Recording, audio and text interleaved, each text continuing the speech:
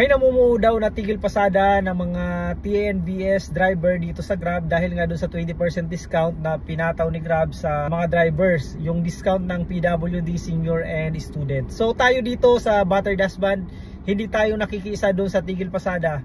Hindi tayo sumasang-ayon doon, and alam natin na hindi solusyon yung tigil pasada dito sa problema na kinakaharap ng Grab at ng kanyang mga driver. Regarding naman doon sa 20% discount, bahala na dyan si LTFRB and si Grab mag-usap. Tayo ay tuloy-tuloy pa rin tayong bibiyahe. In fact, ngayon bibiyahe ako ngayong Saturday and bukas bibiyahe pa rin tayo. So hindi tayo nakikisa at hindi tayo sumasang-ayon doon sa tigil pasada na minumungkahi ng ilang TNVS driver or Grab driver.